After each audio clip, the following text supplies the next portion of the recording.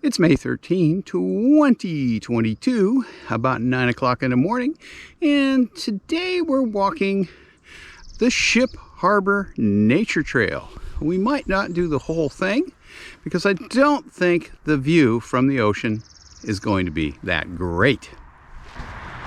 As you can see, I think it's a little bit foggy, so we'll head down the path and talk a little bit about this part of Acadia National Park. This trail starts out on what used to be farmland, and there are a couple apple trees here left over, although that one blew down last year.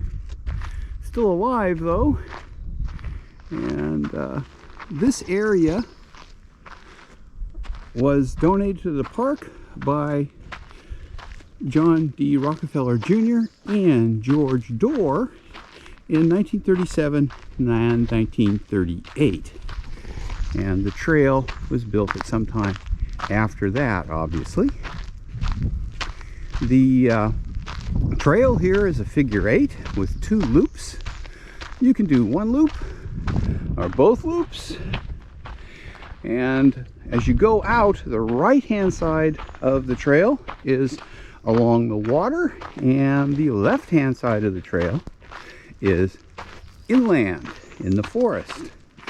And this first loop is very handicapped accessible. It's quite flat, and you could wheel a wheelchair around it, although you might want one with slightly wider tires because of the gravel. But they make quite an effort to keep this nice and smooth and flat. So what we're going to do is go up here about 150 yards, and we will get to the first loop. Okay, we're about 2 minutes into the trail, and here is the beginning of the first loop. We can go to the right and walk along the harbor, or we can go to the left and go inland through the forest. We're going to go inland because the harbor is fogged in right now, and maybe by the time we're ready to come back, it will have cleared out a little bit and you'll be able to see something. This inland side of the first loop here is quite a pleasant forest walk, and as you can see, the trail is very wide and flat. So you get a little bit of everything here on the Ship Harbor Trail, walking through a very pleasant forest. And if you go all the way out to the ocean, you get to walk right along the rocks at the edge of the ocean. And on the harbor side of the 2 loops, you get nice views of Ship Harbor. So I think the moss on the ground here is quite luxuriant looking. And the path is very easy walking. Now the second loop has a little bit of elevation gain, but only about 30 to 40 feet. And this first loop is very flat, although we are, right now, maybe 15 to 20 feet above sea level, and we will descend right down to sea level. Now this time of year, May 13, if you come at the right time of day, you can almost have this trail to yourself. We got here just after 9, and there were 2 other cars in the parking area. So there's a very good chance that we won't encounter anyone while we're walking out here, unless we happen to choose to walk one of the loops in the opposite direction of the people that are already here. Now, if we had come in the early afternoon, it would be much more crowded. And I have seen as many as 15 cars in the parking area already this year. And later in the summer, there can be over 100 cars parked here and at Wonderland, which is only about a quarter mile to the east. And when that happens, that means there are probably 200 to 300 people on the trails, which is pretty crowded considering that these trails are not that long.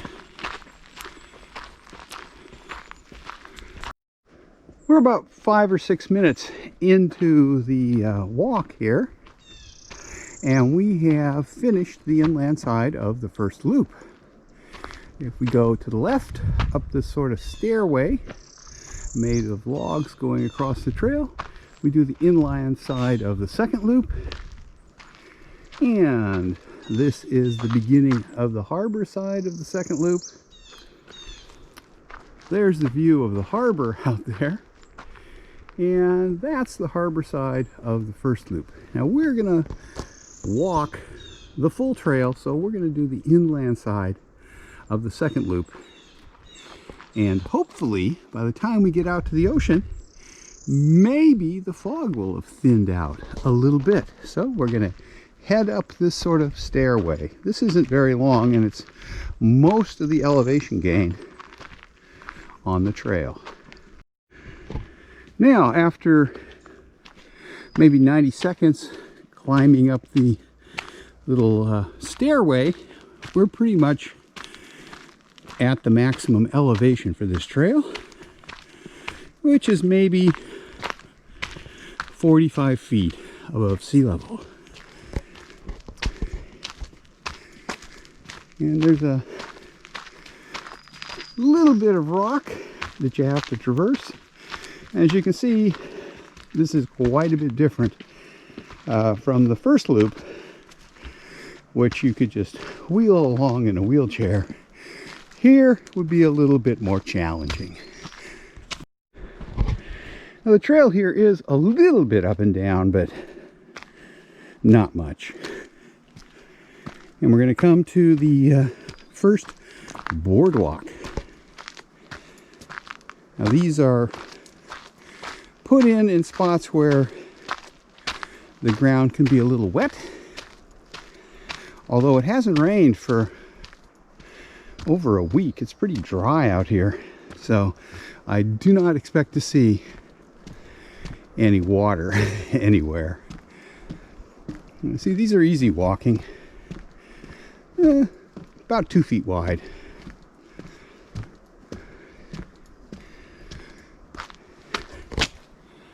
As we get closer to the ocean, the trees will become a bit more stunted and will be affected more by weather off of the ocean. It's quite a nice walk here through the forest. And the forest out here is quite different from the forest on the inland side of the first loop, as you can see. More sparse because there's a lot of stone pavement, such as this, and the trees are much smaller.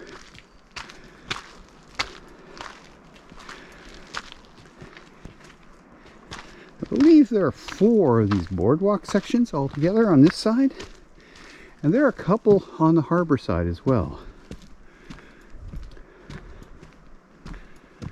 And they put these in about 5 or 6 years ago, so they're still in very good shape, although if they're wet they can be a little bit slippery.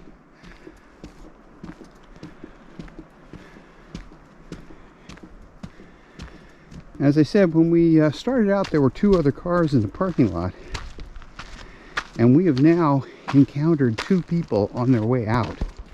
So I think, unless some people come in behind us, that we're going to have this outer loop to ourselves, which is not something that would happen in July or August, unless you came out here in the middle of the night.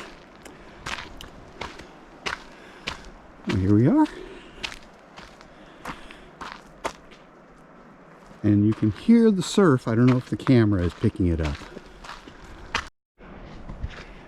Well, we're getting close to the ocean. You can see light through the trees over there. So I think we have maybe a little over 100 yards to go, and we will be at the beach. Now this is definitely a rocky beach that we're headed for, as you will see in just a couple of minutes. And lots of rocks on the trail, so unless you stop, you probably do not want to be looking around, because it's pretty easy to trip on one of these.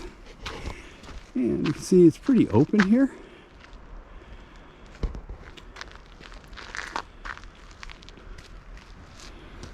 And you can see the lights through the trees over there at the beach. And I think there is one more boardwalk. We've passed 3 of them.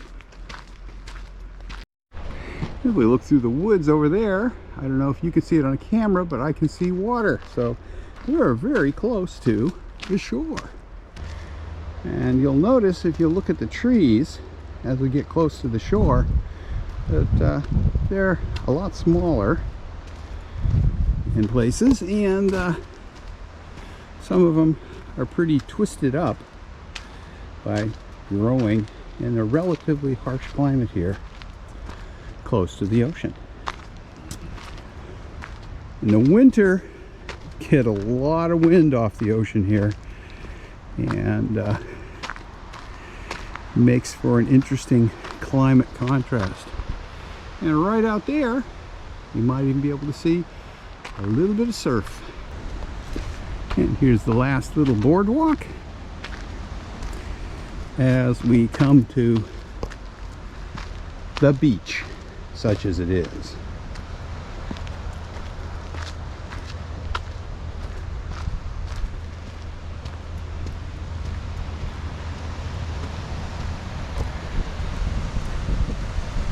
The tide is pretty high,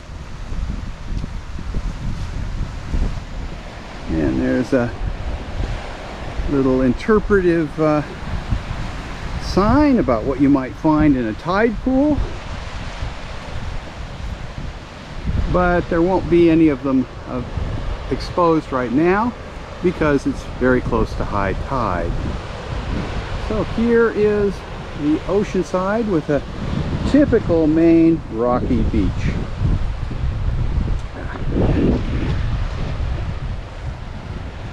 Walk out a little under the rocks. Not much of a distant view today because of the fog. And there's a point on the other side of the entrance to Ship Harbor, and the trail here goes along the edge of the rocky beach. So we're going to head over toward the entrance to Ship Harbor. Now we stopped here at the beach for a couple minutes, and the fog is lifting out a little bit. I don't know if you can make it out, but across the water here you can just see a little darker patch in the fog. That is Gott's Island. Yeah, pretty dense looking west though. And even on a foggy day like this, it's quite pretty out here on the coast of Maine at the Ship Harbor Nature Trail. After the spot where the trail comes out to the edge of the rocky beach, it runs right along the top of the rocks for a ways. And you can see there's the water, and we're only a few feet from the rocks as we walk along inland. You could, if you wished, work your way along the rocks, but there are a few spots where, yeah, it gets a little steep if you do that. And just and this goes over to the entrance to Ship Harbor, and part of it is actually on the top of the rocks.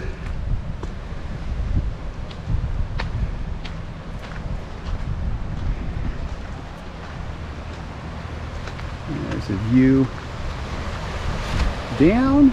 This is one of the spots that if you were trying to work your way along the rocks, the going gets a little more difficult. And there's the entrance to Ship Harbor, and we'll be over there in just a minute. As we get closer to the entrance to Ship Harbor, the path actually goes onto the rocks here at the edge of the ocean. We're about 25 feet from the sea. Now here is the entrance, and the path moves a little right at the edge of the forest.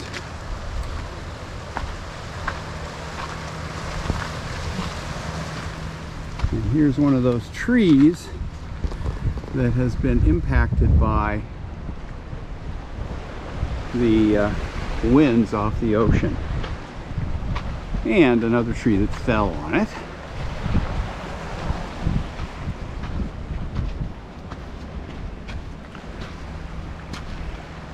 And as we saw yesterday on the Wonderland Trail, the ocean can toss lobster gear up here onto the rocks. Here it's about 18-20 feet above sea level, but during big storms you could potentially at high tide get a little wet walking right here. Those big waves come in and break against the rocks as we head into the entrance to Ship Harbor. Well, here we are. The trail continues the direction the camera's pointing, paralleling the entrance to Ship Harbor, which is right here. And there is the view out into the foggy ocean.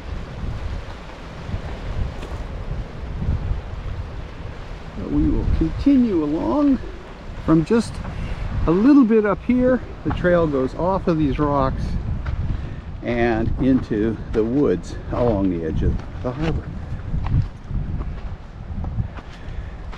But as I said, there are lots of vantage points looking out over the water.